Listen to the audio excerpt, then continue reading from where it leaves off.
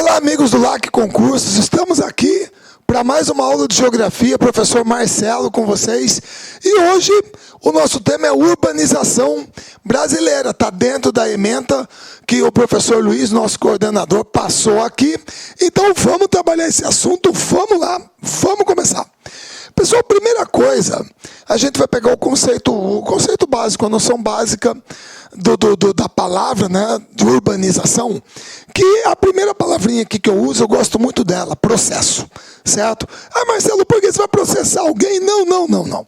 A palavra processo aqui é no sentido de uma coisa que acontece ao longo do tempo, você entendeu? Ela não tem uma data definida. Então, deixa eu exemplificar para vocês assim, olha só. Vamos supor que alguém pergunte para você: descobrimento do Brasil, o que você responde? 22 de abril de 1500. Tranquilo, beleza. Independência do Brasil, 7 de setembro de 1822. Tá joia. Proclamação da República, 15 de novembro de 1889. Maravilha.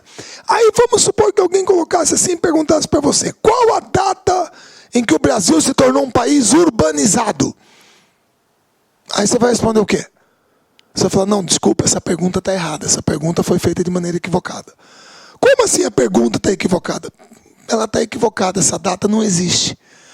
Como é que alguém vai saber qual foi o dia em que pela primeira vez a população urbana do Brasil superou a população rural? Não tem como. Porque a urbanização é um processo que ocorre ao longo do tempo. É um processo que caracteriza a passagem da população de majoritariamente rural para majoritariamente urbana, certo? Se eu pegar, por exemplo, que a série histórica começou lá em 1960, e está aqui o placar, arredondado, 55 a 45. 55% no campo, 45% na cidade, certo? Vocês estão vendo aqui 2010, 2000. Se eu pegar esse intervalo, vamos lá. Aqui, 90. Aqui, 80. Aqui, 70. Opa, peraí.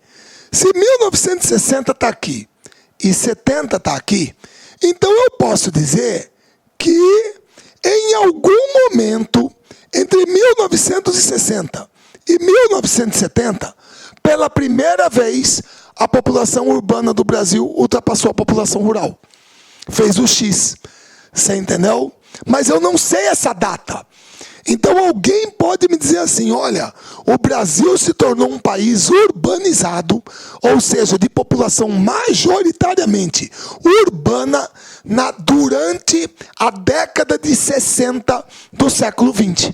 Foi ali que pela primeira vez a população urbana superou a população rural. Peraí, Marcelo, você quer dizer que se eu tiver 51% rural, 49% urbana, não é urbanizado? Não, a maioria é rural. Agora, se eu tiver 51% urbana, 49% rural, aí já é urbanizado. Aí é. Certo? Hoje quanto que está? Grosso modo, 85 a 15. Certo? Você percebe, moçada, que o ritmo de crescimento está diminuindo. Isso aqui vai tender a estabilizar aqui, de repente, nos 88 a 90. E aqui embaixo, 12 a 10. É claro que isso que eu estou falando é um chute. É uma tendência, mas a tendência é chegar num teto, num piso e estabilizar. Certo? Então hoje o Brasil é um país urbanizado. Claro que é. Desde a década de 60 do século XX, o Brasil se tornou um país urbanizado, certo?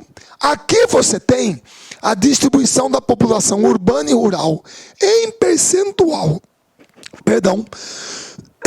por todas as regiões. E tem uma coisa aqui que geralmente causa um certo espanto, uma dúvida, que é o seguinte: gente, o Sudeste tudo bem. Não é segredo nenhum. Até parece que alguém vamos dizer assim, não responderia assim por impulso, na lata. Se alguém perguntasse: a região mais urbanizada do Brasil, Sudeste. Claro, corretíssimo. A surpresa vem no segundo lugar. O Centro-Oeste é mais urbanizado que o Sul do Brasil. quando você escuta uma afirmação dessa, ou quando você vê essa tabela com esse dado, muitas vezes a reação é de espanto. Mas como o Centro-Oeste é mais urbanizado que o Sul? Você tá maluco? O Sul do Brasil, Curitiba, Porto Alegre, Londrina, Joinville, Florianópolis, exatamente. Como que isso é possível? Pessoal, é claro que o Centro-Oeste também tem Goiânia, Brasília, Campo Grande, Cuiabá, cidades maiores. Mas, gente, o negócio é o seguinte: o que influencia nisso aqui? O que influencia é o seguinte: aqui no Centro-Oeste, que nós sabemos que é uma economia eminentemente agropecuária, tirando o estado de Goiás, que é mais industrializado, tem uma base industrial melhor, vamos dizer assim, mais ampla, certo? Você sabe muito bem que o que colocou o Centro-Oeste no mapa, nos últimos anos, no mapa do mundo, foi o agronegócio, o agribusiness. E todo mundo se lembra que esse modelo de produção agrícola, agricultura intensiva, moderna, comercial, ela é altamente mecanizada. Então, se você tem essa agricultura moderna, com emprego de tecnologia, você libera a mão de obra do campo para a cidade. Ah, Marcelo, mas isso não justifica, porque o sul do Brasil também é um grande produtor agrícola. E é verdade, mas o problema é que vocês sabem muito bem que o sul do Brasil é a região do país que mais guarda resquício, que tem o maior peso, a maior carga daquela imigração europeia, principalmente italiana e alemã, que se fixou naquele sistema de colonato, pequena propriedade e trabalho familiar. O sul do Brasil tem um peso maior quanto a isso. Então, por incrível que pareça, isso acaba resultando num percentual de população rural maior que o nosso, aqui do Centro-Oeste. Então, a região mais urbanizada do Brasil, sem sombra de dúvida, é o Sudeste. Quanto a isso, não há nenhuma ressalva a se fazer. Agora, a segunda é o Centro-Oeste. Depois é que vem o Sul. É a terceira. E depois ali, pau a pau, uma diferença pequena, Norte e Nordeste. Certo? Com um percentual menor de população urbana. Tá ok? Beleza? Muito bem. Outra coisa. Pessoal, vocês estão percebendo aqui que aqui você tem o percentual de população urbana em 40 e o percentual em 2008. O censo de 2010 já foi divulgado muito bem. Aqui você está vendo o crescimento em números absolutos. 8 milhões de pessoas, 13 milhões de pessoas, 21 milhões de pessoas, 29 milhões de pessoas, 34 milhões de pessoas e assim por diante. Agora, o que é mais interessante, pessoal, é isso aqui, ó, que foi o que nós falamos aqui agora há pouco. Isso aqui é o crescimento percentual da população urbana. Olha como que o crescimento percentual é consistentemente decrescente. Para você ter uma ideia, de 40 para 50, o percentual de crescimento da população urbana foi de 73% em 10 anos. De 2000 até 2008, 10,5%. Olha que queda absurda. Agora isso por quê? Ah, Marcelo, você falou lá naquele gráfico. É porque você tem uma curva mais suave que está tendendo à estabilização. É claro que a gente não está pensando que nós vamos ter uma população 100% urbana. Isso não vai acontecer. Claro que não. Tem que ter gente no campo, certo? Beleza? Só que o percentual de crescimento está diminuindo, o que mostra que tende à estabilização, certo? Tudo bem? E outra, nós sabemos também muito bem que o movimento migratório que caracteriza a urbanização é o êxodo rural. É o êxodo rural. O êxodo rural é o movimento migratório que caracteriza o processo de urbanização. E aí você tem que perguntar, poxa, então por que as pessoas estão saindo do campo e vindo para a cidade? Ou melhor, por que elas saíram do campo e vieram para a cidade? Por quê? Pessoal, vocês se lembram que na nossa aula de migrações internas, eu falei para vocês que as pessoas migram basicamente por quê? Ou porque tem alguma coisa empurrando elas para fora de onde elas estão. Ou porque tem alguma coisa atraindo elas fora de onde elas estão. Ah, Marcelo, você falou mesmo. Fatores repulsivos e fatores atrativos, que podem ser associados à política, religião, questões naturais, questões étnicas. Mas aí você falou naquela aula, eu lembro, que geralmente o principal fator que influencia nas migrações é o fator socioeconômico. As pessoas geralmente migram para melhorar de vida, em busca de uma nova... É a questão socioeconômica que mais pega. Muito bem. Então, vamos analisar o que provavelmente empurrou o ser humano para fora da zona rural. O quê? Primeiro, mecanização agrícola. Inegavelmente, a mecanização agrícola empurra o ser humano para fora. Ela libera a mão de obra, substitui o ser humano pela máquina. Segundo, no caso de uma região, principalmente do Brasil, do Nordeste, a questão natural, seca. A seca. Isso empurrou o ser humano para fora da zona rural. Outra, a pior qualidade de vida. Pessoal, pelo amor de Deus, vamos parar com aquela visão telúrica, lúdica, e o campo, a vida no campo. Gente, pode ser muito bonito, pode ser lindo, mas eu não estou dizendo que as cidades no Brasil são a 8ª maravilha do mundo, mas a infraestrutura é melhor na cidade. Isso é inegável. Em termos de saúde, educação, é melhor aqui. No campo, a qualidade de vida é pior. E, por favor, gente, não vai falar assim para mim que nem eu falo que eu tenho que levar, por exemplo, se eu estou gravando para a turma de São Paulo. São Paulo está insuportável, o tráfego urbano, a violência, esse caos. Eu vou mudar para o campo, eu vou morar lá em Itatiba, lá em Bragança Paulista. E desde quando morar em Itatiba é morar no campo? Ou em Bragança Paulista? Ou em Indaiatuba? Desde quando? Você está trocando uma cidade grande por uma cidade menor, poxa. Isso é uma migração urbana, que nós falamos em migrações internas. Morar no campo é morar no campo mesmo, é fazenda, chácara, sítio, você entendeu? E a infraestrutura é pior. Então, isso é um fator repulsivo, a pior qualidade de vida no campo. E a concentração fundiária. Que foi o fato... Perdão, isso é histórico. No Brasil, você tem muita terra nas mãos de poucas pessoas. Então, a mecanização, fatores naturais como a seca, a pior qualidade de vida e a concentração fundiária empurram o ser humano para fora do campo. O que atrai ele na cidade? A melhor qualidade de vida e a oportunidade de trabalho, emprego. E aí ele vem. Então, esses são os fatores primordiais do êxodo rural, certo? Beleza? Que é o que nós temos aqui à disposição de vocês. Tá joia? Muito bem. Agora vamos começar com os conceitos elementares, vamos trabalhar todos eles e abranger a urbanização brasileira. Vamos começar pelo mais básico. Dá licença.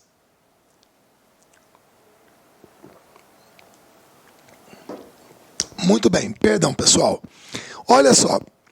Primeiro, o que é uma cidade no Brasil? O que é uma cidade? Pessoal, no Brasil, nós não adotamos um critério quantitativo. Ou seja, a cidade é quando tem tantos mil habitantes. Não. Aqui no Brasil, o critério é político-administrativo. O que significa isso? Cidade é toda sede de município. Se não for um município, não é uma cidade. Certo, Marcelo? Não estou entendendo, minha cabeça está variando. Então, pera lá. Eu coloquei aqui especificamente para vocês o quê? Este aqui é o município de São Paulo. Município. Certo?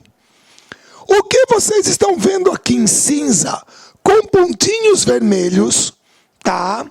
São distritos do município de São Paulo. Distritos. Certo? Agora, a cidade de São Paulo é isso aqui que está em bege. É o que está em bege. É a sede do município. Ô Marcelo, mas espera aí, cara. Eu não estou entendendo. Como é que o município de São Paulo foi criado? Pessoal, todo município no Brasil é criado por lei. quem tem a prerrogativa para criar municípios são os deputados estaduais nas assembleias legislativas. Se bem que isso também tem discussão lá no Congresso Nacional, existe um projeto de lei que há um certo tempo proibiu a criação de novos municípios, e isso está sendo debatido lá, certo? Tem até ação direta de inconstitucionalidade no Supremo, tá ok? Por isso que você vê que há um bom tempo não se criam novos municípios, tá? Isso aí é um imbróglio que tem que ser resolvido lá em Brasília. Mas todo município só pode ser criado por lei. O deputado estadual tem que apresentar uma lei criando o município tal. Peraí, Marcelo. Você está dizendo, então, que geralmente se apresenta um projeto de lei para se criar um município porque você quer emancipar um distrito daquele outro município. Exato. Vamos supor, porque, gente, vocês me perdoem, eu não conheço bem a Grande São Paulo e não posso dar exemplos aqui de Cuiabá. Mas vamos supor que isso aqui seja um distrito do município de São Paulo. E aí um deputado estadual apresenta um projeto de lei para se criar aqui, nessa área, um novo município, o município X, certo? Beleza? Muito bem. Bom, para se criar esse município, você tem que atender a uma série de pré-requisitos que são exigidos pela lei, certo? Você tem que ter a área delimitada dele, até onde que vai, quem que vai perder território, certo? De repente você pode ter um projeto de lei, eu vou chutar, criando um município aqui que pega parte de São Paulo e parte de Itapecerica da Serra. Vamos supor, certo? Mas está aqui, um novo município, tá? Muito bem. Então, tudo isso tem que estar descrito na lei. Até onde que esse novo município vai, certo? Quem que vai perder a área para que ele seja criado, tá ok? Você tem que fazer um plebiscito lá para perguntar para aquela população se eles querem se emancipar político-administrativamente. Então, a partir do momento que todos esses pré-requisitos forem preenchidos, aí os deputados, realizado o plebiscito, a população vota favoravelmente à emancipação. Os deputados votam e aprovam esse projeto. Vai para a sanção do governador. E o governador sanciona a lei. A partir do momento que ele sancionou a lei, então foi criado o município X. É um novo município do estado de São Paulo. E aqui, onde é a sede do município, passa a ser uma cidade. Ô Marcelo, mas e como que eu sei que é ali que é a sede? Porque é ali que está a prefeitura, a Câmara de Vereadores, toda a infraestrutura política administrativa. Ela está ali. Pessoal, vocês me perdoem, é que eu sempre vou estar querendo colocar São Paulo em evidência para ficar mais claro para vocês. Porque eu não consegui achar uma outra imagem, tá? Mas deixa eu exemplificar com a minha aqui, embora seja uma coisa distante para vocês, tá? Mas eu sei que aqui tem e fica mais fácil. Beleza? Tá aqui, ó. Este aqui é o meu município, Cuiabá, capital do estado de Mato Grosso. Tudo que vocês estão vendo aqui em cinza escuro é o município de Cuiabá. Então, quem mora aqui, mora em Cuiabá. Quem mora aqui, mora em Cuiabá. Quem mora aqui, mora em Cuiabá. Quem mora aqui, aqui. Todo mundo mora em Cuiabá. Aqui são os municípios com os quais Cuiabá faz divisa. Acorizal, Rosário Oeste, Chapada dos Guimarães, Santo Antônio do Leverger, Campo Verde, Várzea Grande e Jangada. Muito bem, são municípios com os quais Cuiabá faz divisa. O município de Cuiabá. Agora, o que é esse quadrado amarelo-vermelho? Esse quadrado amarelo-vermelho é a cidade de Cuiabá, onde eu estou gravando esta aula. Marcelo, mas quem mora aqui mora em Cuiabá. No município de Cuiabá. No município. Cidade é aqui. Ah, eu entendi. Você está me dizendo que a cidade, grosso modo, é do perímetro urbano para dentro. Quem mora aqui, mora na zona rural de Cuiabá. Exatamente. Na zona rural. Mas mora no município de Cuiabá. Agora, aqui do perímetro urbano para dentro, você está na cidade de Cuiabá, que é a sede do município. Por quê? Porque é onde fica a prefeitura, a Câmara de Vereadores, todo o aparato político-administrativo municipal. Então, a cidade é a sede do município. Inclusive, eu gostaria de lembrá-los que você que vai fazer o concurso, de repente aí em São Paulo, Marcelo, você é cabeçudo. Eu gostaria de lembrá-los que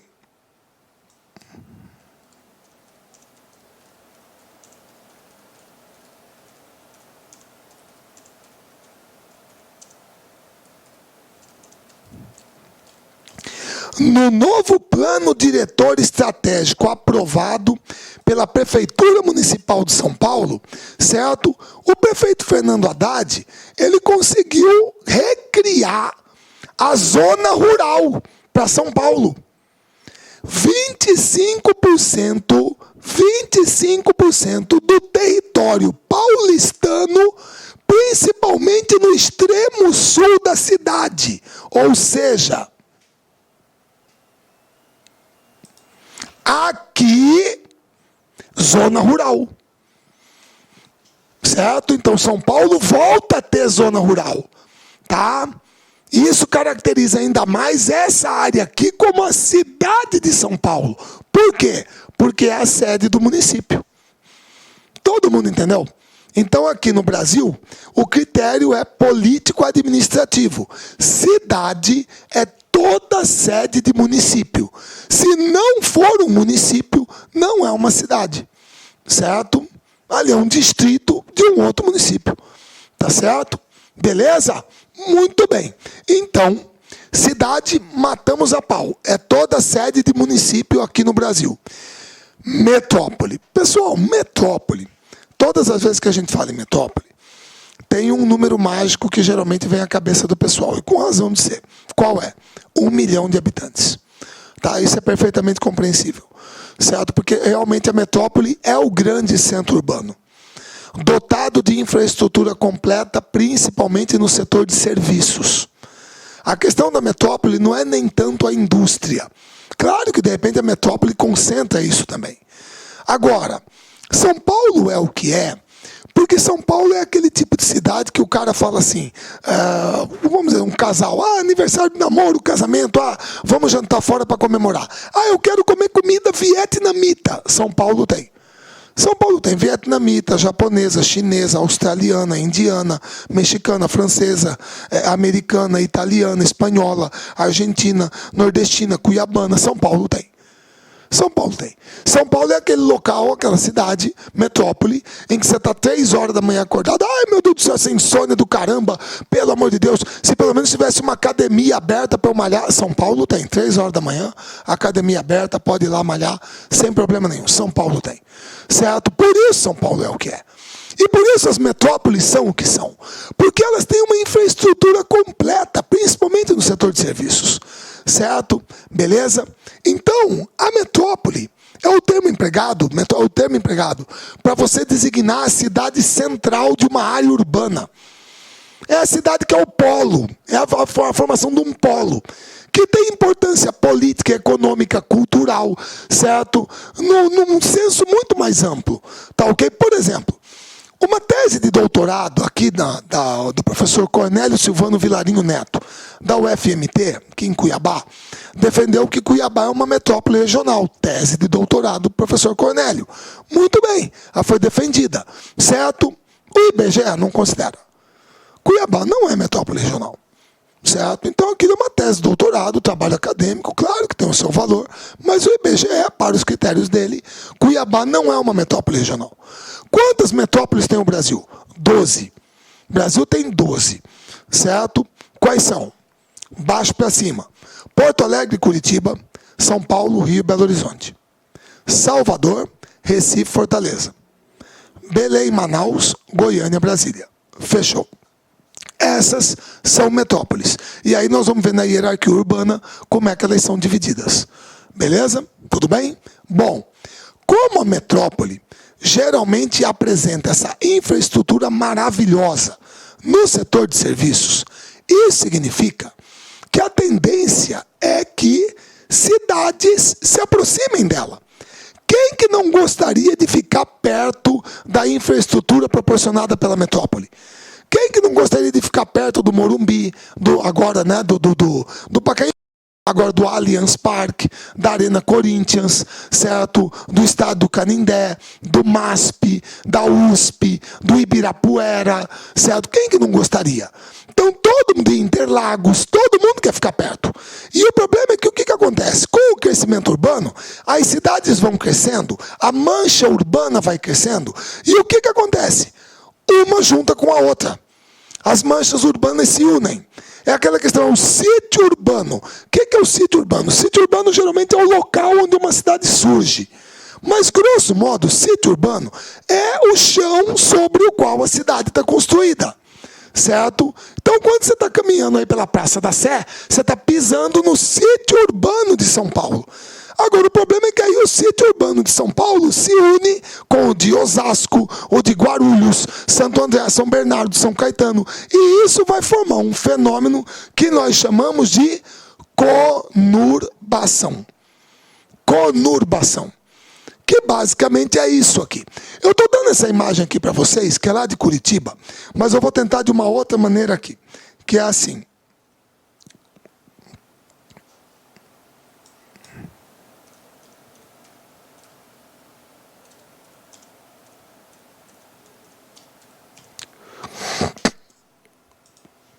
É para você fazer a comparação.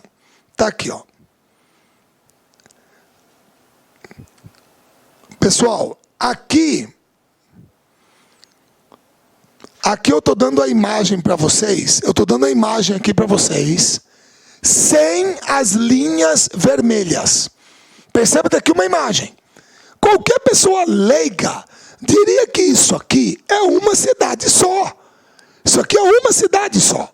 Certo? Agora, olha como que muda quando você vê isso aqui. Agora você descobriu que aquilo que você estava olhando antes, você descobriu que isso aqui, na verdade,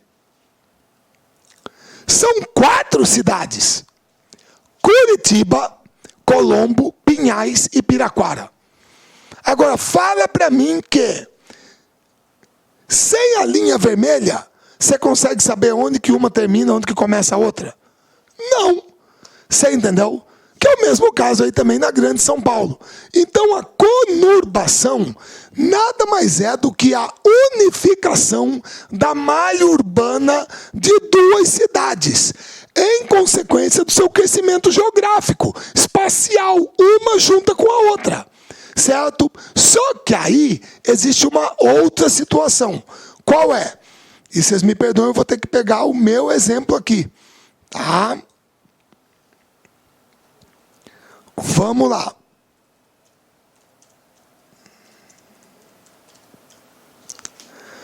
Pessoal, para quem é daí de São Paulo e não conhece, esta é a capital do estado de Mato Grosso, Cuiabá, beleza? Minha cidade, onde estamos agora gravando essa aula, e aqui é a nossa cidade vizinha, Várzea Grande, tá?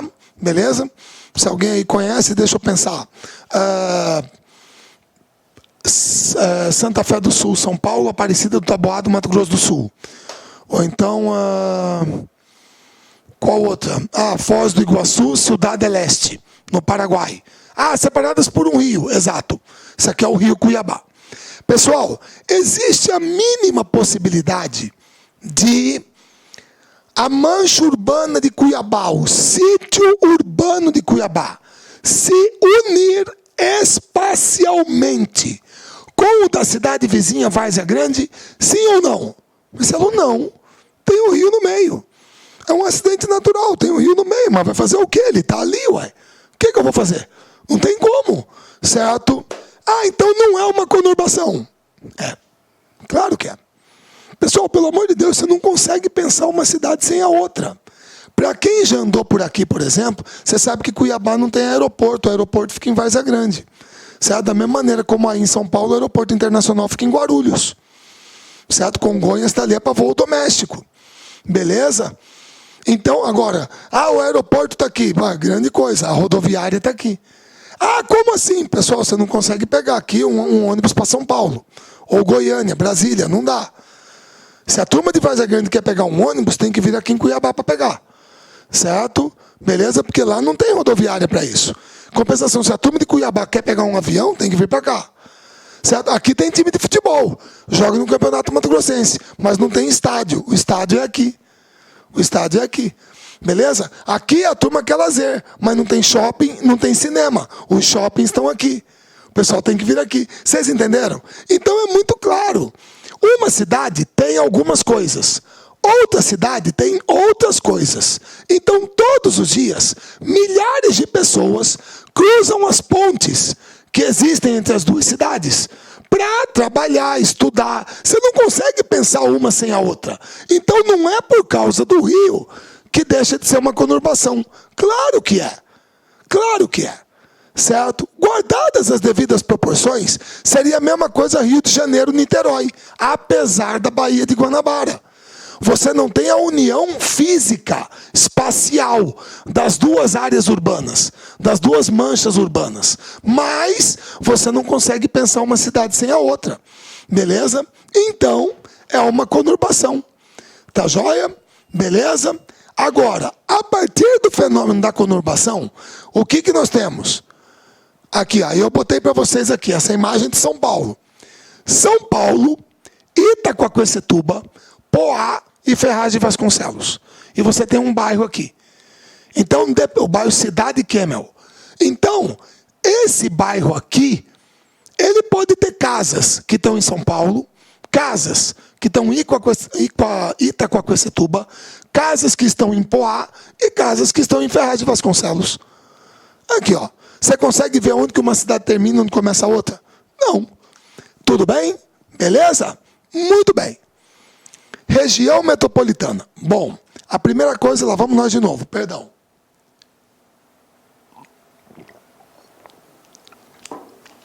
Pessoal, de novo, eu vou até mostrar para vocês que eu acho que não há problema nenhum. Certo? Eu sempre gosto de mostrar, pessoal. A turma fala, pô, ele pesquisa durante a aula. Pesquisa, eu tenho a ferramenta, eu pesquiso. Qual é o problema? O chato é quando eu era aluno e não tinha esse aqui e eu não via nada do que o professor falava. Certo?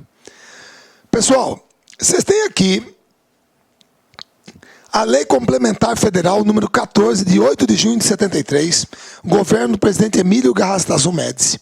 E você está vendo que por essa Lei Complementar Federal são criadas as regiões metropolitanas de São Paulo, Belo Horizonte, Porto Alegre, Curitiba, Salvador, Recife, Fortaleza e Belém do Pará. Pronto. Está aqui. Marcelo, mas como que pode criar tudo isso aqui? O Rio de Janeiro não. Meu caro, Rio de Janeiro não, porque nessa época o Rio de Janeiro era o estado da Guanabara. Então você não podia criar uma região metropolitana para um estado. Só depois, em 74, quando vem a fusão. Rio de Janeiro. E você entendeu por que o primeiro turno do Campeonato Carioca é Taça Guanabara? É porque antigamente era assim: estado da Guanabara, capital Rio de Janeiro. Estado do Rio de Janeiro, capital Niterói. Só em 74 que juntou e ficou como a gente conhece hoje. Estado do Rio de Janeiro, capital Rio de Janeiro. Aí a cidade do Rio de Janeiro passa a ser uma região metropolitana. Mas em 73 o Rio de Janeiro era um estado. Então eu não podia criar uma região metropolitana para um estado. Essas aqui foram as primeiras regiões metropolitanas do Brasil criadas por lei. Ah, Marcelo, peraí. Você está me dizendo então que uma região metropolitana só pode ser criada por lei? Só por lei. Uma região metropolitana só pode ser criada por lei. Vocês entenderam? Aqui está a definição dela. O que é uma região metropolitana? É a metrópole e os municípios circunvizinhos conurbados a ela, os quais usufruem da infraestrutura da metrópole. Certo? Por exemplo, pessoal, quando eu falo São Paulo, é este laranja aqui, ó. Este laranja é o município de São Paulo. Agora, quando eu falo a Grande São Paulo, é a região metropolitana de São Paulo. Formada por São Paulo mais 38 municípios circunvizinhos. 38 cidades. Se tem município, a sede é uma cidade. 38 cidades conurbadas a São Paulo. Todo mundo louco para usufruir o que São Paulo oferece. Show do YouTube é no Morumbi, vamos para São Paulo. Grande prêmio de Fórmula 1, Interlagos, vamos para São Paulo. Se eu passei na Faculdade de Direito do Lago do São Francisco da USP, vai ter que estudar em São Paulo. Exposição de Monet no MASP, vai para São Paulo. Você entendeu? São Paulo oferece a infraestrutura. Todo mundo quer estar junto. Então você forma a região metropolitana de São Paulo. Aí você usa o termo a Grande São Paulo. Certo? Beleza? Agora, veja bem. Perdão. A região metropolitana é criada por lei. O que significa isso?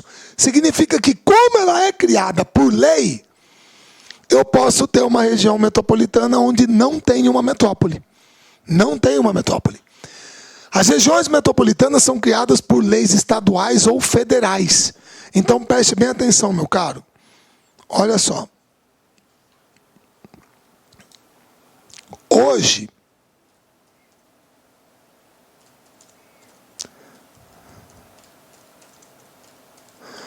nós temos essas 68 regiões metropolitanas.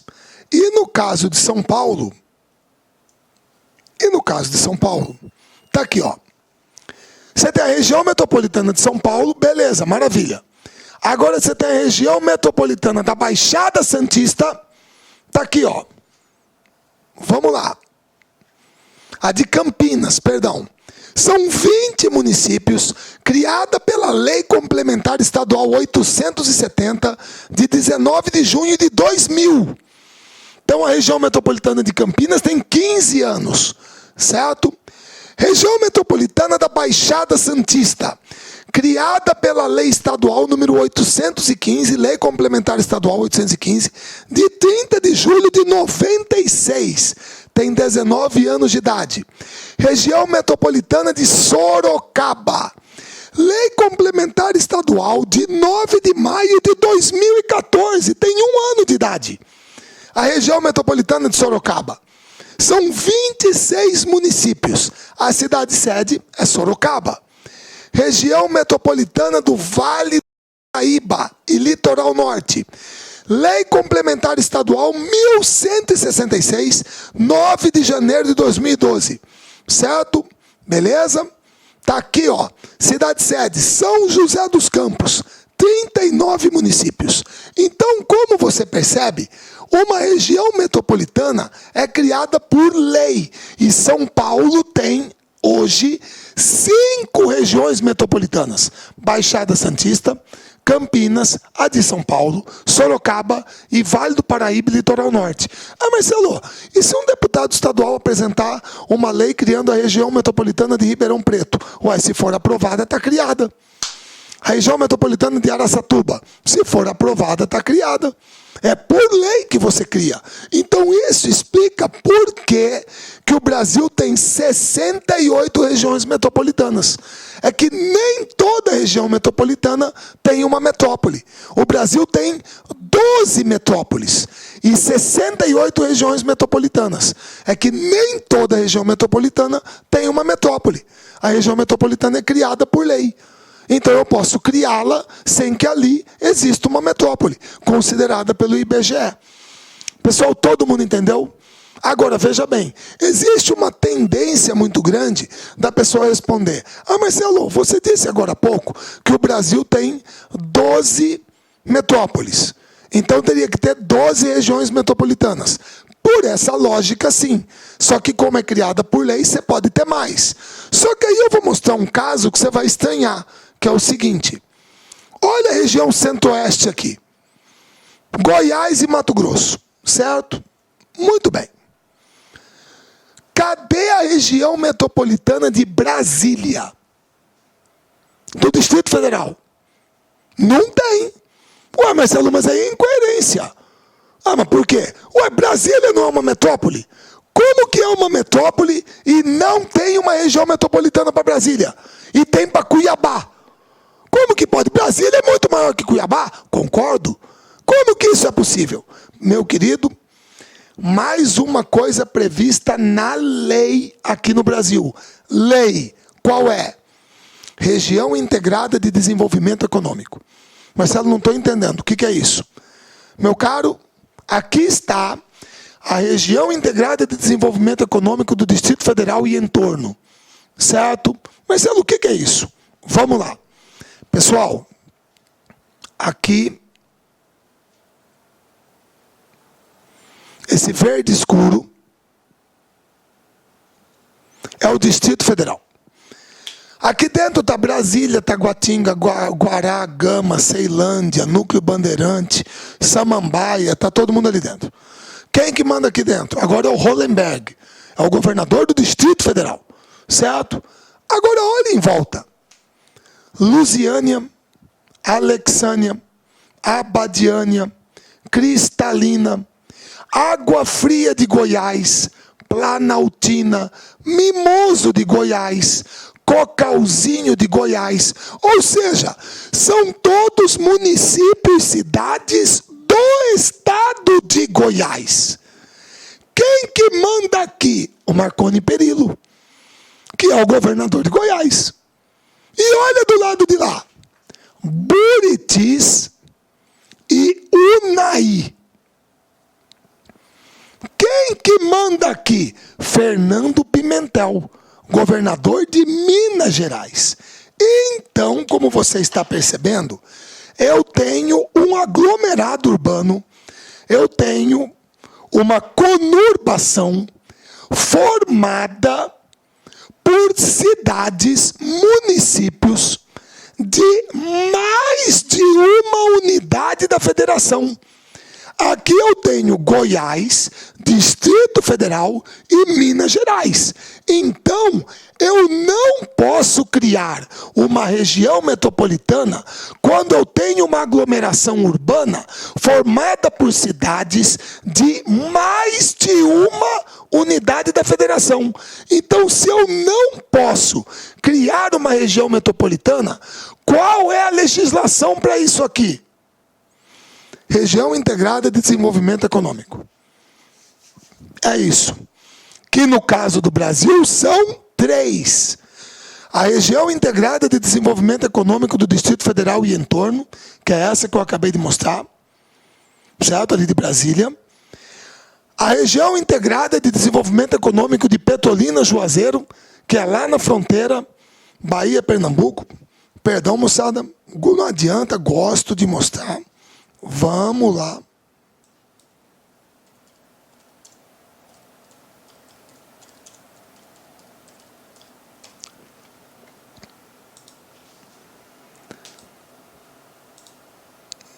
Tá aqui, moçada, é essa aqui, ó. É essa aqui. Bahia, Casa Nova, Sobradinho, Juazeiro, Curaçá. Pernambuco, Petrolina, Lagoa Grande, Santa Maria da Boa Vista, Orocó. Pronto. São cidades de 2 unidades da federação. Então não pode ser uma região metropolitana. Certo? E a terceira...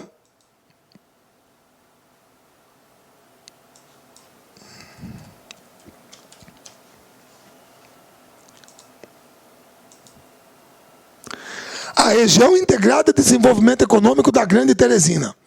Teresina, União, Lagoa Alegre, José de Freitas, Altos, Coivaras, Pau d'Arco do Piauí, Tatatá, Lagoa do Piauí e outras cidades. E do lado de cá, Timon, Maranhão. No meio, o Rio Parnaíba.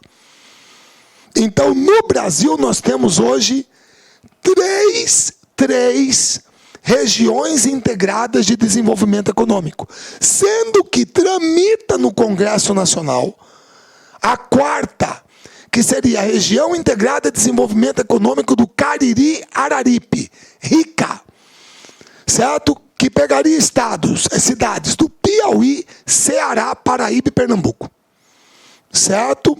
Beleza? Então hoje nós temos 3, mas tem mais uma tramitando no Congresso Nacional.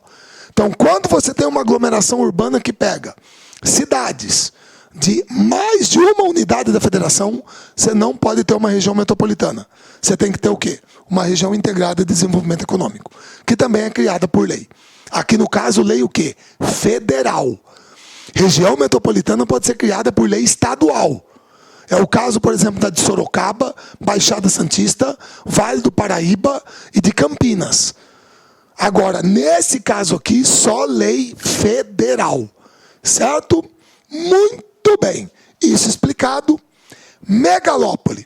Pessoal, megalópole é a conurbação entre 2 ou mais metrópoles ou regiões metropolitanas. Vocês sabem que é um fenômeno originalmente estadunidense. Quando a gente estuda Estados Unidos da América, certo? Quando a gente estuda os Estados Unidos, geralmente a gente trabalha com 3, né? A gente trabalha com 3. Quais são? Boston, Washington, Chicago, Pittsburgh, São Francisco, San Diego. Certo? É isso aqui. Beleza? É um fenômeno originalmente estadunidense. Esse fenômeno já foi replicado, certo? Você vê, você digita Tokaido, tem esse joguinho aqui, acho que é um joguinho, sei lá o que que é. Certo? Mas tá aqui, ó. Aparece ela aqui. Tokaido é a megalópole Tóquio-Osaka, aqui no litoral do Pacífico do Japão. Certo? Então o Japão tem a sua megalópole aqui, tá? E o nosso caso, moçada, São Paulo, Rio de Janeiro. É a megalópole São Paulo, é a megalópole brasileira. Muitos dizem em processo de consolidação. Eu já acredito consolidada, tá? Então essa aqui é a nossa megalópole.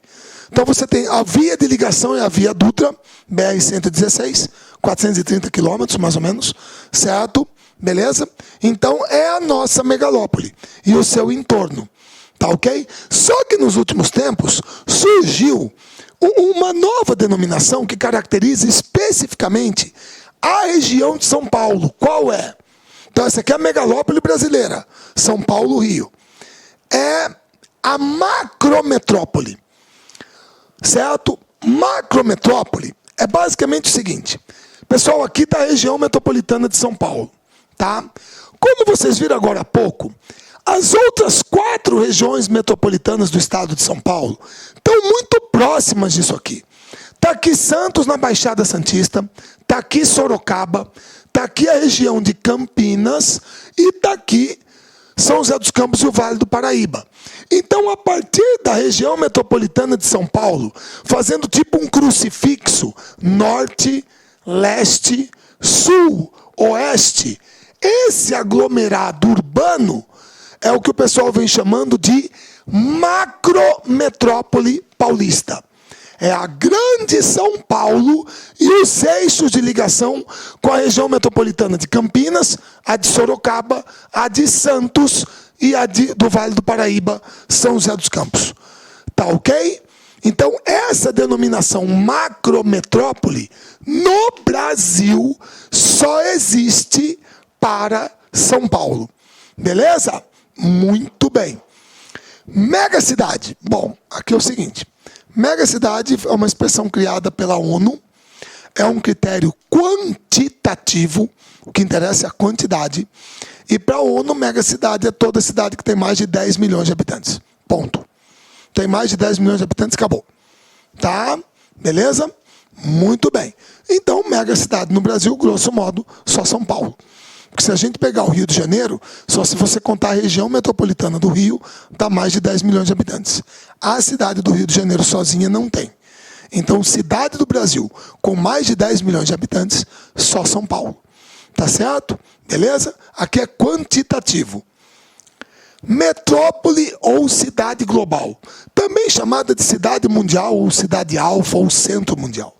Pessoal, a metrópole ou cidade global Aqui o critério não é quantitativo, aqui ele é qualitativo. É aquela cidade que geralmente é a referência do país para o mundo. É claro que vocês vão falar assim para mim, mas então é a capital. Nem sempre. Você pode falar para mim que na maioria das vezes é. Ou seja, França, Paris, Rússia, Moscou, Reino Unido, Londres. Beleza. Há essa coincidência. Mas olha só. Capital do Canadá, qual é? Não é Toronto, nem é Vancouver. É Ottawa. Mas ninguém é Ottawa. A turma fala, lembra Ottawa, atacando o jogo de War. Né? Pessoal, mas quando a gente fala de Canadá, geralmente as duas cidades que o pessoal pensa primeiro é Toronto e Vancouver. Certo? Até Montreal, talvez. Ninguém lembra de Ottawa. Ou então, capital dos Estados Unidos. Não é Nova York. É Washington. Mas todo mundo se lembra dos Estados Unidos, Nova York. Capital da Austrália. Não é Sydney. Nem Melbourne. É Canberra. Certo? Mas não é dela que você se lembra. Capital do Brasil. É Brasília. Mas lá fora todo mundo se lembra de quem? São Paulo. Então, como você está vendo, nem sempre a capital de um país é a sua metrópole global. Geralmente a metrópole global tem essa característica qualitativa, porque geralmente o que ela é? Ela tem a familiaridade internacional, ou seja, uma pessoa só fala Paris, não precisa falar Paris, França. Certo? Tirando o filme do Wim Wenders, né, que eu acho que é Paris, Texas. Né? Todo mundo sabe que Paris fica na França. Tem influência ativa na participação de eventos internacionais ou cedia grandes organizações como a ONU em Nova York, a União Europeia e a OTAN em Bruxelas.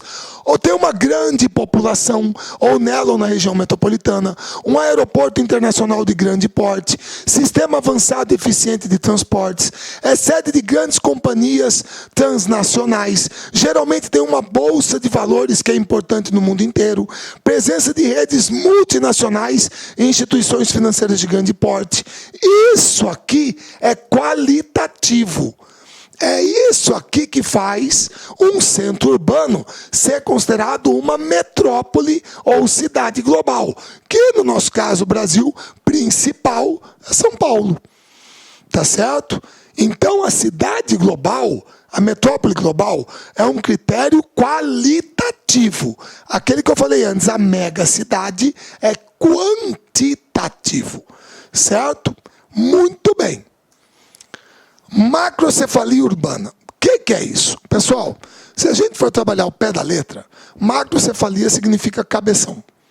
Macrocéfalo, tipo megamente, né? Cabeção. O que o cara quer dizer com isso? Gente, nós chamamos de macrocefalia urbana o processo de crescimento acelerado dos grandes centros urbanos, da mancha urbana. Tá? Beleza? Esse processo de crescimento acelerado, ele provoca porque a urbanização brasileira ela é recente e ocorreu de maneira acelerada. Então isso provoca uma certa anomalia, ela é meio anômala. Em que sentido? Pessoal, o que vale mais, um carro zero ou um carro usado? O carro zero. Por quê? Porque ele não foi usado. Você pode ficar pé da vida, mas você entrou no carro, saiu da concessionária, deu uma volta na quadra, aí você volta querendo trocar, o cara vai te pagar 10% a menos. Ah, mas eu só dei uma volta da quadra. Não interessa, você saiu da concessionária. Você andou, trocou marcha, já usou. Já usou. Ele não vale mais a mesma coisa. Certo? Então, o que é novo, não é usado, ou usado há menos tempo, geralmente vale mais. O processo de macrocefalia urbana, esse crescimento urbano acelerado que o Brasil vivenciou nas últimas décadas, e não é só o Brasil, isso aqui vai deixar você espantado, mas é o seguinte, porque muita gente não esperaria isso, tá?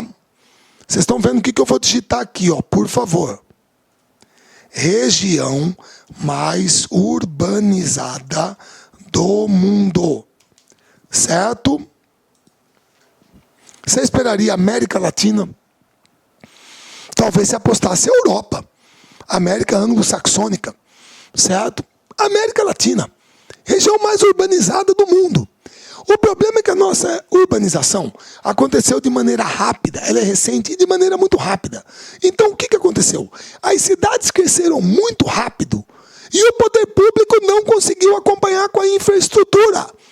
Então, o que aconteceu nesse planejamento? O que aconteceu foi o seguinte: na hora que o pessoal percebeu que a cidade estava crescendo muito rápido e a infraestrutura não acompanhava, o que o poder público falou? Pessoal, olha, está crescendo muito rápido e a gente não consegue acompanhar. Bem ou mal, esse centro aqui é mais antigo, mas está mais bem estruturado. Então, vamos começar daqui para a periferia. Ou seja, por incrível que pareça, já percebeu no Brasil, as áreas centrais, que são as áreas mais antigas, ocupadas há mais tempo, são as que valem mais. São as que valem mais. São as que têm a melhor infraestrutura. E aí, para São Paulo, eu estou falando de quem? Moema, Itaim Bibi, Higienópolis, Jardim Europa, Morumbi. Tenta comparar com a periferia de São Paulo. Certo? A periferia tem bairros novos, pô, novos, são áreas novas, ocupadas há pouco tempo. Você vai falar para mim que elas valem mais? Não, elas valem menos. Por quê? Marcelo, porque a infraestrutura é precária. É precária. Certo? O problema é que aí você vai falar para mim, poxa, mas aqui no centro da cidade não tem espaço para colocar todo mundo, por exemplo. Olha aqui, ó. New York Suburb. É um subúrbio de Nova York. Vamos lá.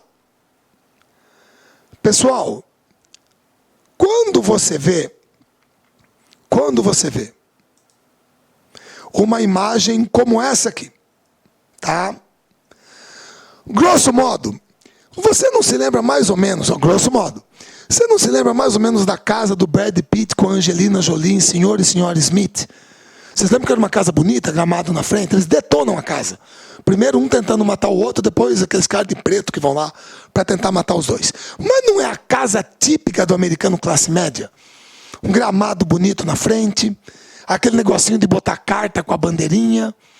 E o que aqui do lado da casa com a tabela de basquete em cima? A garagem, para guardar o carro. Isso aqui é o subúrbio de Nova York. Certo? É subúrbio. Lá, moçada, funciona um raciocínio. Você não vai querer provar para mim que Beverly Hills é centro de Los Angeles. Downtown. Não é. É mais afastado. Certo? Só que a infraestrutura é muito boa. Você está no primeiro mundo, pô. Beleza? O problema é que aqui, nas áreas centrais, tem espaço para fazer isso? Não. Então o que o pessoal faz? Bota um em cima do outro. Para que usar o espaço horizontal? Vamos usar o espaço vertical. Certo? Então, o que acontece no nosso caso, com a macrocefalia urbana, é o quê? É uma tendência brutal. A valorização das áreas centrais, que concentram a melhor infraestrutura. Você tem uma verticalização acentuada e uma especulação imobiliária enorme, que valoriza sobremaneira essas áreas. Periferização da população de baixa renda, sendo que a periferia é a área de pior infraestrutura. Segregação da população de acordo com a renda. Ah, Marcelo, eu sei que quando eu estava mostrando isso aqui, ou falando da verticalização, tinha gente que de repente estaria coçando para falar, ah, Marcelo, mas e o Alphaville e tal e coisa? Porque aqui em Cuiabá também tem agora, certo? Pessoal, qual que é a primeira coisa que o Alphaville te vende? Muita gente, quando eu pergunto em sala de aula, responde, ah, o terreno tá, meu caro. Primeira coisa que o Alphaville te vende é segurança. Pega tua mãe, tua família, tenta mudar para lá se não tiver aquele muro. Se não tiver a guarita, bater foto, pedir a CNH, cerca eletrificada, muda para lá. Você não vai mudar, doutor. Você viu aquela imagem lá de Nova York, dos Estados Unidos, tá? Cadê o muro? Onde que está o muro? Não tem muro, certo? Agora, aqui no Brasil, meu caro, você tem que separar a riqueza da pobreza. Você tem uma segregação da população de acordo com a renda. Eu não visito São Paulo há um bom tempo. Só estou sabendo que agora tem um shopping aí chamado JK, uma coisa assim. Diz que, pô, você tem que investir de uma certa maneira, porque estava proibido de entrar. Quando teve aquele problema de rolezinho, diz que dava multa. Onde que está a liberdade de ir e vir? A turma segrega mesmo, doutor. E é de acordo com a renda. Certo? Ou será que você nunca escutou aquele comentário tipo assim, ah, aquele shopping é mais povão? Por quê? Porque tem mais pobre perto. Aqui em Cuiabá é o shopping Pantanal, com todo respeito. Na cidade em que eu moro, o shopping da elite é o Goiabeiras. É só bairro nobre em volta. O acesso é mais difícil. Isso ocorre nos centros urbanos. Há uma segregação de acordo com a renda, certo? E você tem uma tendência à favelização, formação de loteamentos clandestinos, grilos, invasões, que é o problema da luta pela moradia. E a partir daí, você passa a ter basicamente duas cidades. Uma é a cidade formal. Quando eu digo que é a cidade planejada, é a seguinte, moçada, não é que ela é planejada naquele sentido de Brasília, Lúcio Costa, Oscar Niemeyer. Não. Planejada que eu estou dizendo é aquela cidade que conta com a infraestrutura adequada fornecida pelo poder público. É a cidade que você recebe o seu carnê do IPTU, você paga a iluminação pública, tá, mas o serviço está lá. A cidade informal é aquela que não existe para o Estado, para o poder público, certo? São loteamentos clandestinos, da luz é gato, água é gambiarra, não tem asfaltamento, não tem linha de ônibus. Para o poder público aquilo ali não existe. É uma cidade informal. E elas estão principalmente onde? Na periferia. Na periferia. Se bem que eventualmente, e vocês sabem do caso, eu não estou falando pela novela, né? Claro que não.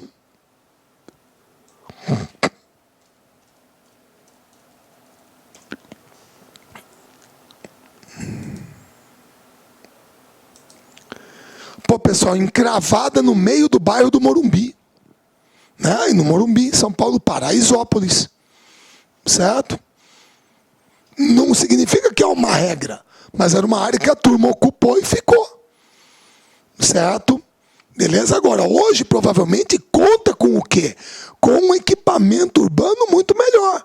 Porque aquela visão higienista é o quê? Arranca tudo isso daqui e manda o mais longe possível daqui. Certo? Beleza? Essa é a visão higienista. Agora, se você quer fazer com que a turma daqui se sinta cidadã, você tem que levar o quê? Serviço público, coleta de lixo, papapá, tudo isso lá para dentro. Para que o cara também possa o quê? Receber o seu carnê de IPTU e começar a pagar, como todo cidadão. Certo? Regularizar a posse do terreno. É claro que lá no Rio de Janeiro você ouviu falar que a primeira estratégia para isso é o quê? Levar o PP lá para dentro, para pacificar. Pessoalmente eu não sei qual é a estratégia aqui em São Paulo.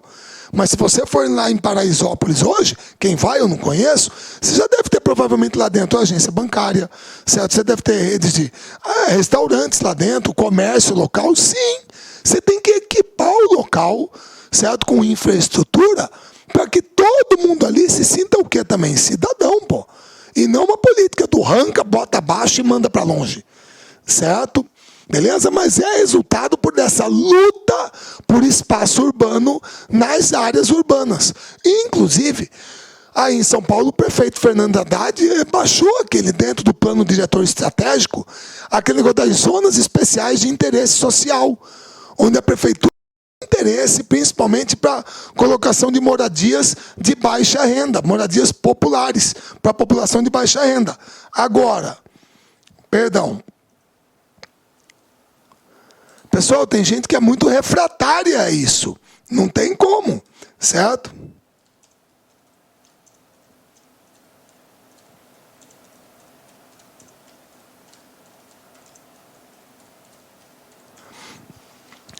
Pessoal, se eu não me engano, o que aconteceu é que a Vila Nova Conceição hoje parece que é um dos locais mais valorizados aí de São Paulo, certo? E aqui, ó, a população exerce pressão. Aqui, ó, casa popular em área nobre, não. De maneira nenhuma, certo? Por quê? Porque só quero ver a... Eu não achei a imagem, né?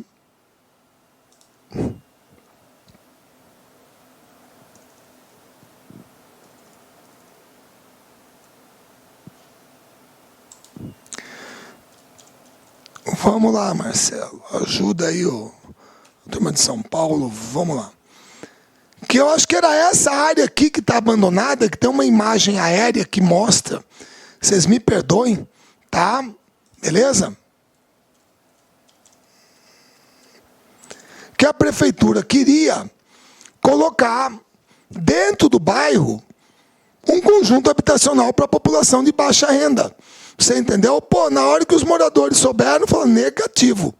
Não vai colocar nada aqui não. Desculpa que eu não achei aqui para mostrar para vocês. Não vou perder mais tempo. Tá? Mas os moradores não querem.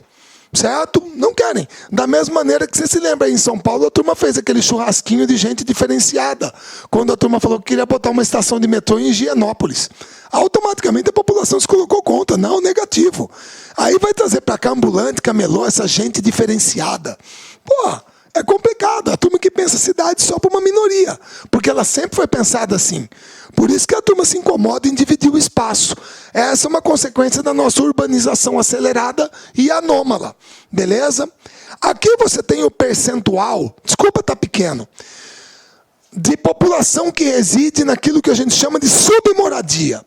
São Paulo tem o maior número absoluto de pessoas vivendo em aglomerados urbanos subnormais. Favelas são 2.200.000 pessoas. Mas isso representa 11% da população da região metropolitana. Certo? Pra você ter uma ideia, Belém do Pará, a região metropolitana tem 2 milhões de habitantes. Certo? Só que 54% vivem em aglomerados urbanos subnormais. Então, em números absolutos, São Paulo é a região metropolitana do Brasil que mais tem gente morando em favela, invasão, etc. Agora, em termos percentuais, Belém do Pará é 54%, Salvador 26%, Recife 24%, São Luís do Maranhão 25%. Essas são as regiões metropolitanas que percentualmente tem mais gente morando em favela, palafita, certo? Invasões, grilos, loteamentos clandestinos. Então há uma diferença entre população absoluta, número absoluto, e população relativa, que é o percentual. Certo? Beleza? Rede urbana. O que é isso aqui?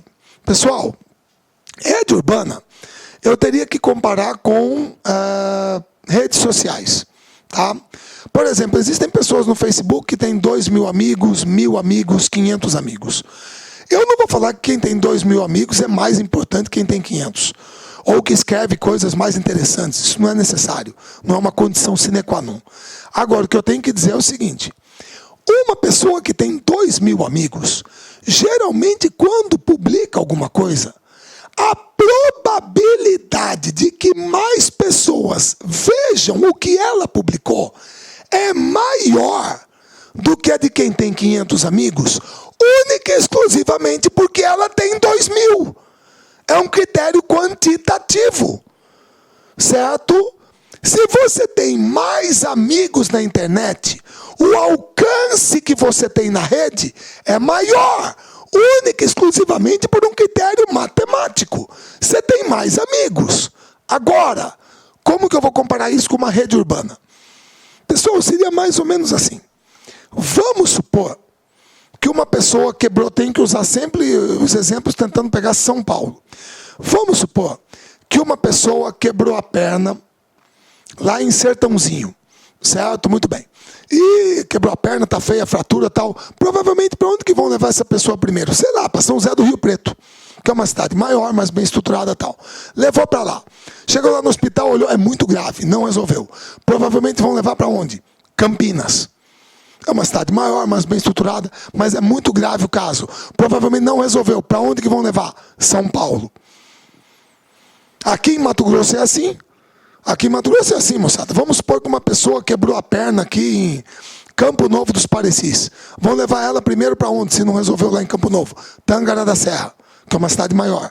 Se lá não resolveu, traz para Cuiabá. Problema de saúde aqui em Cuiabá que não resolve, a turma põe no avião e manda para São Paulo. Então você percebe que entre os centros urbanos, também que nem nas redes sociais, também existe o quê? Uma hierarquia. Hierarquia, eu citei o exemplo, quem tem mais amigo, quem tem menos amigo. Agora eu estou dando o seguinte exemplo. Quem tem mais infraestrutura, quem tem menos infraestrutura. Então é como se fosse o quê? General, coronel, tenente-coronel, major, capitão, e por aí vai. Existe uma hierarquia entre as cidades. Certo? As cidades mais bem estruturadas polarizam as cidades menos estruturadas. Você entendeu? Agora, essa polarização, essa hierarquia dentro da rede urbana, porque a rede urbana é a interdependência das cidades. Quando as cidades interdependem umas das outras, elas formam uma rede. Certo? Embora sejam diferenciadas, mas elas formam uma rede. Essa hierarquia, ela era assim. Esse é o esquema clássico, antigo da rede urbana. Ele era extremamente engessado, verticalizado. Você entendeu? Agora, ele não é mais assim. Esse esquema aqui funcionava. Desculpa eu falar dessa maneira, moçada. Eu vou ter que dar o exemplo daqui, tá? Pessoal, eu lembro do telefone da minha casa quando eu era pequeno, porque era a placa do Fusquinha da minha mãe, 4113. Ah, Marcelo, você quer dizer 321 4113? Não, 4113. Marcelo, mas são só 4 dígitos. Exatamente. Mas peraí, então você está me dizendo que o primeiro número aí em Cuiabá era 0000. O último era 9999. Sim. Então Cuiabá tinha 10 mil telefones. Sim. Marcelo, isso mais ou menos quando? 1975, 76. Eu tinha quase 10 anos de idade. Era assim. Marcelo, mas o DDI não existia, filho. Você ligava 134, alô, telefonista. Telefonista, eu quero um interurbano para São Paulo. Por favor, o número 224-7529. Aí em São Paulo já tinha o prefixo. Só um instante. Você desligava o telefone, 20 minutos, ninguém mexe no telefone na casa. Ninguém mexe. Você fica ali parado, sentado. De repente, pim, alô, senhor Marcelo? Sim, o seu interurbano, pode falar. Pum, e ela conectava. Era assim. Era assim. Você vai querer comparar com hoje, você que está me assistindo aí na internet? Como? Olha como que mudou. Então, esse modelo de hierarquia urbana engessado, verticalizado, não existe mais. Isso é do passado. Hoje o modelo é esse aqui, ó. Todo mundo está conectado. Todo mundo está conectado. Esse é o modelo atual. Certo? Beleza? Presta bem atenção.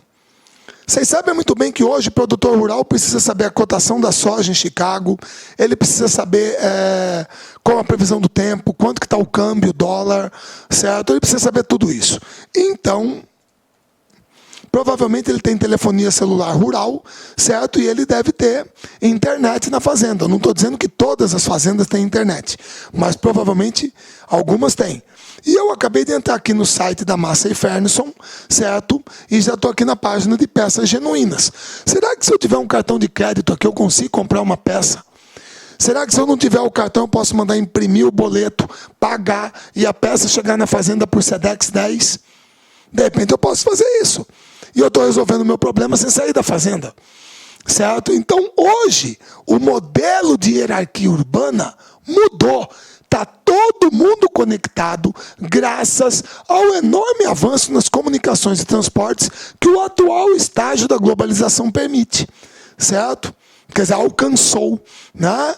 Então a hierarquia urbana mudou. O esquema clássico é esse, o esquema atual é esse, todo mundo conectado. E no caso de São Paulo, você tem isso aqui. Aqui estão aquelas 12 metrópoles que eu falei para vocês que o Brasil tem. Você está vendo que São Paulo está em roxo porque é considerada a metrópole global do Brasil. Rio de Janeiro e Brasília são metrópoles nacionais. Tem uma abrangência maior no território. Todas as outras, Fortaleza, Recife, Belo Horizonte, Salvador, Curitiba, Porto Alegre, Belém, Goiânia e Manaus, são metrópoles regionais. Então aqui você tem metrópole global, metrópoles nacionais e metrópoles regionais. Abaixo disso, o que você tem? Vocês me perdoem que ficou meio pequenininho, mas aí você pode acessar no teu slide, na aula você vai ver. Abaixo de metrópole, você tem as capitais regionais, que podem ser divididas em nível A, B e C. Quais são as de nível A para São Paulo? Só um, Campinas. Campinas é uma capital regional de nível A. Nível B, Ribeirão Preto, São José do Rio Preto. Nível C, Araçatuba, Araraquara, Bauru, Marília, Piracicaba, Presidente Prudente, Santos, São José dos Campos, Sorocaba. Certo? Nível A, B e C. Tá ok? Abaixo de capital regional, você tem centros sub-regionais, que podem ser de nível A e B. E aqui estão os nomes das cidades, eu não vou ler todos.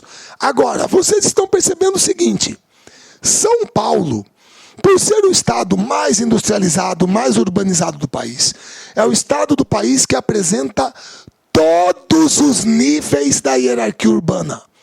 São Paulo tem uma metrópole, que é a nossa metrópole global, tem capitais regionais de nível A, B e C, centros subregionais de nível A e B, e abaixo disso estão os centros de zona e centros locais. Certo? Então São Paulo possui todos os níveis da hierarquia urbana dentro do Brasil. Certo? Beleza? Isso porque a rede urbana é mais densa, mais consolidada. Certo? Muito bem. Aí você tem os problemas ambientais urbanos. Com licença.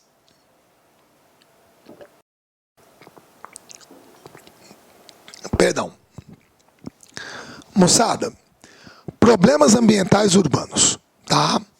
Gente, os problemas ambientais são de várias ordens, certo? São problemas sociais, você tem problemas do ambiente, você tem problemas associados à poluição, que é ambiental. Mas a questão da moradia, nós já falamos, a questão da cidade informal, da luta pelo espaço, da segregação. Aqui a gente vai mais nesse sentido. Primeiro, a questão da moradia, nós já falamos, tá? Cidade formal, informal, tá aqui de novo mais uma imagem de Paraisópolis, certo? Uma visão muito comum hoje em São Paulo, né? Nessa luta, né, que existe.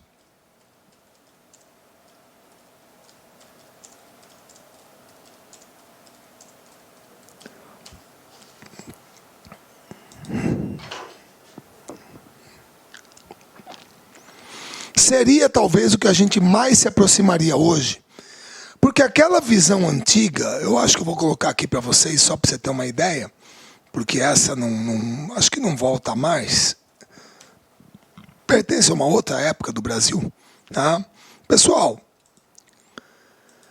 essa aqui provavelmente é a imagem que consagra o cortiço de Aloysio de Azevedo, certo? Mas isso aqui eu acho que é um período muito anterior da história do Brasil, quer dizer, ficou para o passado.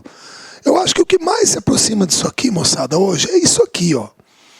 Que você acompanha muito bem aqueles prédios abandonados na região central de São Paulo, certo? Que se desvalorizaram em termos imobiliários, tá? E, de repente, cada janela dessa aqui, cada toalha é uma família. Talvez isso aqui, se a luz aqui, deve ser tudo no gato, água, gambiarra. Imagina o risco que pode ter aqui de um curto-circuito, um incêndio, sei lá. Você entendeu?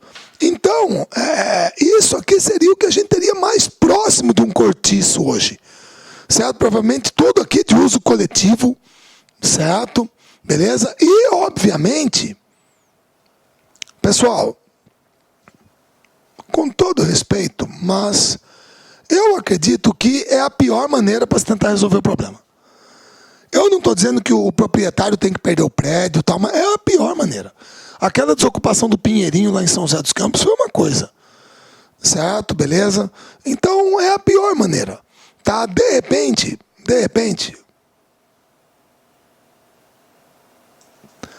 você poderia ter uma outra visão. Certo? Por que não? Certo? Indenizar o proprietário do imóvel, claro, declarar de interesse social, aquilo que eu falei do plano diretor estratégico, certo? Cadastrar as famílias, estipular um percentual da renda para pagamento de financiamento para 40 anos, reforma e pronto. São pessoas que agora têm um teto, gente, pelo amor de Deus. Estipula ali 5% da renda familiar a título de financiamento durante 40 anos. Ah, Marcelo, 40 anos para pagar, meu querido, para quem mora ao relento, deixar um teto para sua família, para os seus filhos, é a coisa mais preciosa que alguém pode ter, pô. Eu estou falando aqui com pessoas que, pô, lembra como que você comemorou o dia que você quitou seu apartamento, que você conseguiu sua casa própria. Isso não é demagogia. A gente fala muitas vezes daquela crise americana que é no mercado de hipotecas. Olha como que a cultura é diferente. O americano hipoteca a casa. O brasileiro, ele entra no crédito consignado, ele faz um CDC, ele estoura o cartão de crédito. Mas você percebe que é uma coisa que geralmente o brasileiro não faz, hipotecar a casa no banco para pegar dinheiro. A gente refinancia o carro, Mas você não hipoteca a sua casa. Porque aquilo ali é uma coisa que é para sua família, pô. A cultura é diferente. Você entendeu? Beleza? Então, é uma saída. Você procurar trabalhar essa questão da moradia. Porque ela é grave, o déficit existe. E as grandes empresas, pessoal, elas não investem em prédios para a população de baixa renda. Moradia para a população de baixa renda não dá lucro. Certo? O que dá lucro são prédios de R$1 milhão, R$1,5 milhão, certo? É isso. Hoje, desculpa, vou falar como referência aqui em Cuiabá, certo? Que para vocês vai parecer um absurdo, mas para nós aqui, né? Hoje, qualquer 3 quartos, um suíte, 100 metros quadrados aqui, dependendo da localização, é R$500 milhão, pô. São Paulo, obviamente, é muito mais, certo? Tem a ver com a especulação imobiliária. Então, aí é a questão da moradia, certo? Tudo bem? Cortiço, eu já falei que hoje é uma coisa que ficou um pouquinho mais distante, né? Aquela imagem é mais próxima. Loteamentos periféricos são uma característica da disputa pelo espaço. Você vê que os bairros nobres não querem moradia popular, certo? Eles querem pessoal distante. Então a tendência é ir para a periferia mesmo, tá? Enchentes em áreas urbanas. Isso é um problema ambiental, mas aqui é o seguinte, pessoal, aqui é o Aricanduva, tá? Eu poderia pegar, por exemplo, a marginal do Tietê, certo? Um alagamento lá na marginal.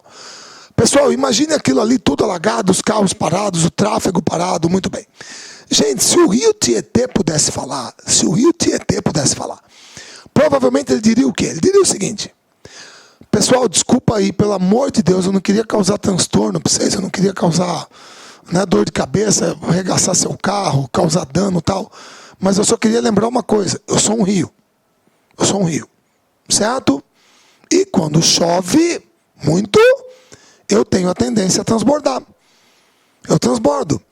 E eu vou ocupar uma área da minha margem que é muito conhecida, a gente chama de várzea.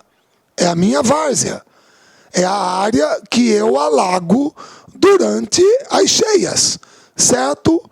Agora, que culpa que eu tenho se vocês vieram construir uma avenida justamente aí? Não sou eu que estou indo para cima de vocês. Vocês é que vieram para cima de mim. Olha o nome da avenida, Marginal Tietê. É segredo para alguém onde é que ela está? Você queria que o rio fosse para onde? Mas aí alguém diria, poxa, mas pelo menos parte dessa água aqui podia infiltrar, né? O que ele ia responder? Infiltrar? Infiltrar como?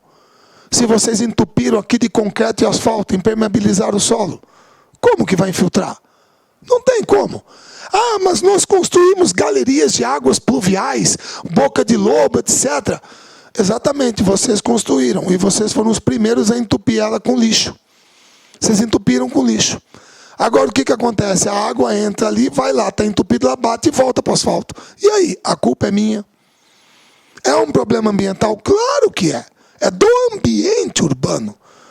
Isso aqui, moçada, pô, todo mundo alagado, pô, é uma maravilha para leptospirose, meningite, hepatite, certo? Beleza? Perdas materiais, perda de vidas humanas, tá? Beleza? Você pode, aqui em Cuiabá, pelo amor de Deus, gente, não sei se vocês viram, porque foi na internet, certo?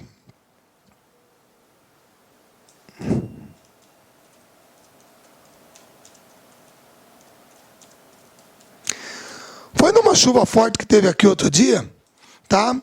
Isso aqui foi uma coisa maluca. Tá ok? Desculpa aí mostrar pra turma, né? Ó, o pessoal tá vindo, ó, tá tudo alagado. Ó o motoqueiro aqui, ó. O motoqueiro tá aqui. Ó, o que vai acontecer com ele? Olha lá, ó. Ele não vê que tem um buraco, olha lá. Olha lá. Olha lá, ó. Quase que ele entra, olha lá. Olha lá. Quase que ele entrou. Olha lá, ó.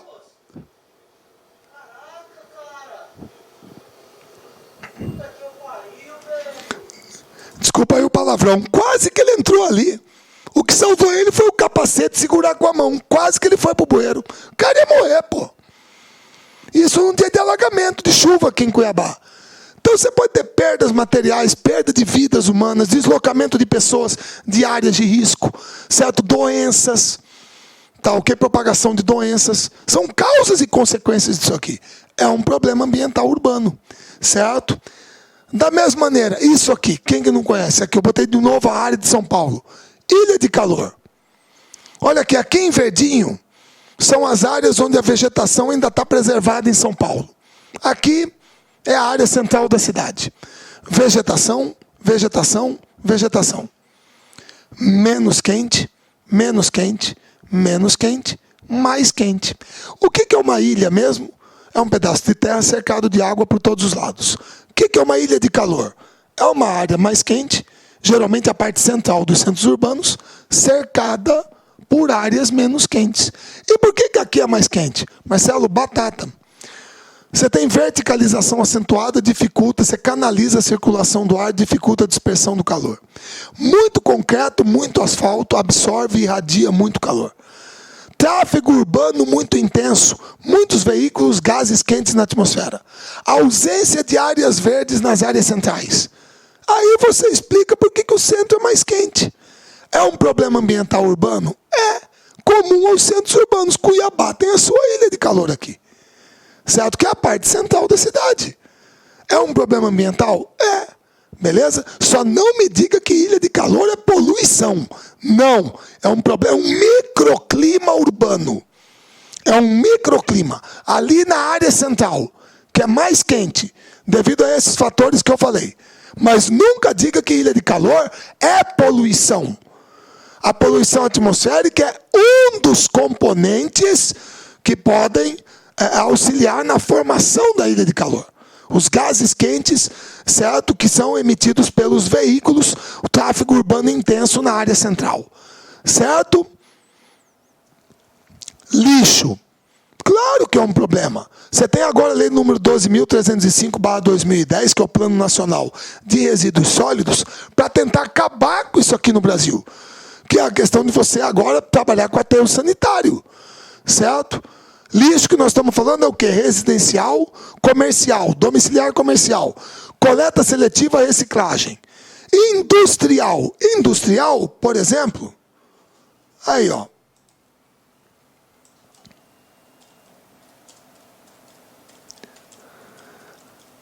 A solução, ou uma das, certo? Veio aí de São Paulo. Pessoal, essa aqui é a página da Fiesp, Federação das Indústrias do Estado de São Paulo, é a Bolsa de Resíduos da Fiesp.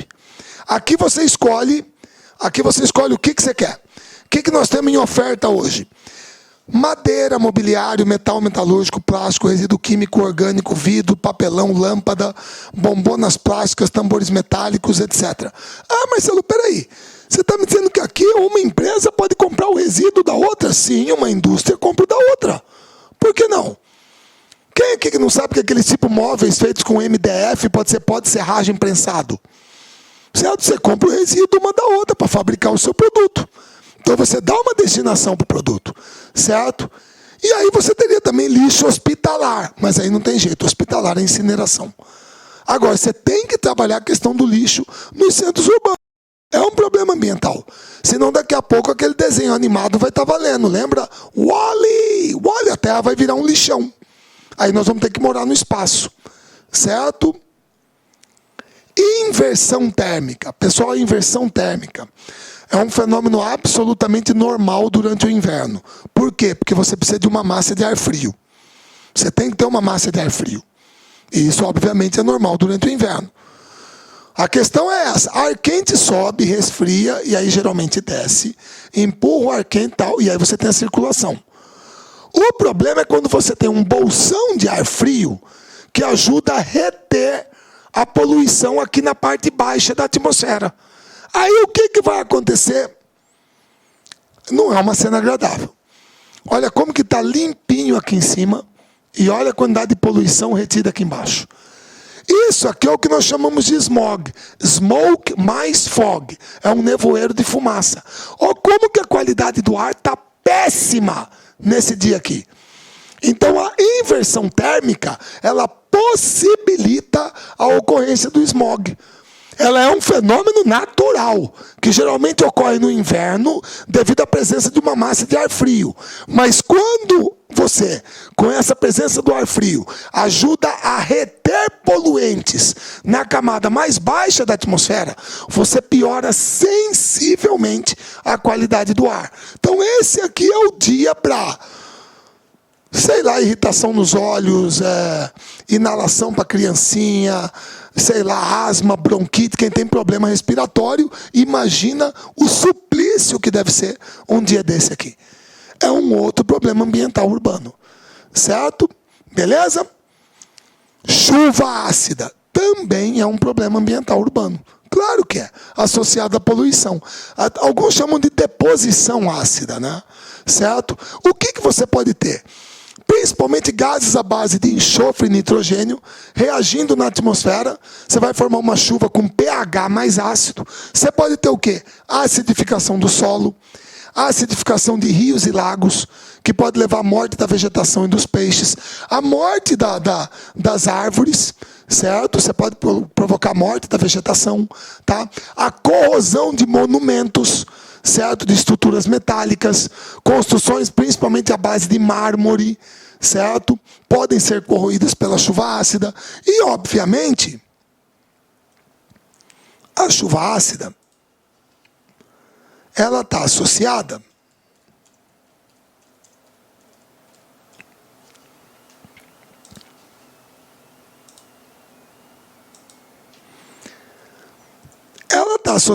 às regiões mais urbanizadas e industrializadas do planeta. Então não é segredo para ninguém aparecer aqui São Paulo. Se você fosse falar especificamente, nem seria São Paulo, mas lá na Baixada Santista, Cubatão, que carrega o triste título, né, há muito tempo, de ser a cidade mais poluída do Brasil. E ali na encosta é a Serra do Mar, certo? Mata Atlântica. Mas aqui é a maior área de incidência de chuva ácida do Brasil. Obviamente, isso está associado à industrialização, à urbanização e à maior emissão de gases poluentes. Então, é outro problema ambiental que você pode ter em áreas urbanas, certo? Beleza? Tudo bem? Ah, Marcelo, chuva ácida pode provocar câncer de pele. Não, câncer de pele é raio ultravioleta. Você pode ter uma exposição à chuva ácida, de repente é uma irritação, uma coceira, uma alergia, algum problema desse. Câncer de pele, que eu saiba, não. Certo? Tudo bem? Beleza? Bom, moçada, falamos sobre urbanização, sobre todos os problemas, alguns problemas ambientais urbanos, certo? Voltados especificamente, todos os exemplos que eu pude dar para São Paulo. Vocês só me perdoem aquela hora que eu fui procurar o mapa lá da Vila Conceição, mas é porque às vezes você tem que procurar aqui, o cabeçudo se esquece, tá? Qual que é a palavra exata que você tem que digitar. E eu gosto mesmo, vocês me perdoem, não queria perder o tempo de vocês. Mas espero que vocês tenham, certo, absorvido todo o conteúdo, anotado o que foi mais importante, todos os conceitos, a hierarquia urbana aí do estado de São Paulo, todos os níveis preenchidos, quem que está em qual posição, beleza? E que vocês possam aproveitar esse conteúdo no concurso que vocês irão realizar para gabaritar qualquer questão que caia sobre esse assunto. Tá ok? Pessoal, mais uma vez um prazer estar aqui com vocês, certo? A gente se vê numa próxima aula. Até lá! Clique lá.